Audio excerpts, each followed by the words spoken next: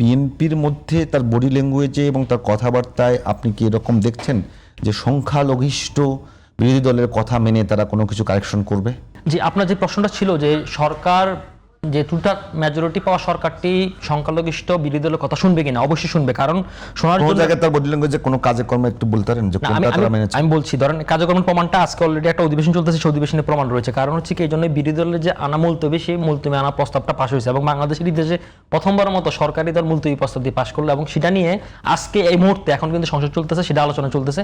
এবং আমরা যেটা মনে করি যে রাষ্ট্রের স্বার্থে, রাষ্ট্রের জনগণের স্বার্থে, বৃহত্তর কল্যাণের স্বার্থে যে অধ্যাদেশগুলো ঝুলন্ত অবস্থায় রয়েছে সেগুলোকে একটা অ্যাপ্রোপ্রিয়েট প্রসেসের মধ্যে নিয়ে, কারণ আমরা একটা রাষ্ট্রকে একটা সাংবিধানিক কাঠামোর মধ্যে দিয়ে একটা ফেসিবাদী রাষ্ট্র যে রাষ্ট্রযন্ত্র হয়ে ওঠে সেটা আমরা হতে দিতে চাই না, হতে চাইও না, দিতেও চাই না। তো সেক্ষেত্রে আমি মনে করি যে এটা আপনি আপনার শিরোনাম লগ্নে বলেছিলেন যে এটার সবচেয়ে বেশি ভুক্তভোগী ভিকটিম সাফারার বিএনপি। সুতরাং বিএনপি এটাকে ফিল করে বিএনপি বিরোধী দলকে সাথে নিয়ে এবং রাষ্ট্রের অন্যান্য যারা স্টেক হোল্ডার রয়েছে, রিগার্ডিং যারা স্টেক হোল্ডার রয়েছে তাদেরকে নিয়ে মনে করি যে এটার একটা সঠিক অ্যাপ্রোপ্রিয়েট পথ নিয়ে আসবে।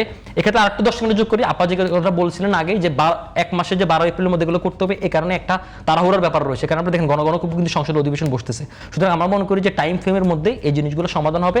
আর যেহেতু পার্লামেন্টটা একটা স্টেবল পার্লামেন্ট, সেক্ষেত্রে আমি মনে করি যে পার্লামেন্টে পরবর্তীতেও এইগুলো বিল আকারে উঠে আইন আকারে পাশ হতে পারে, এটা কোনো সমস্যা না।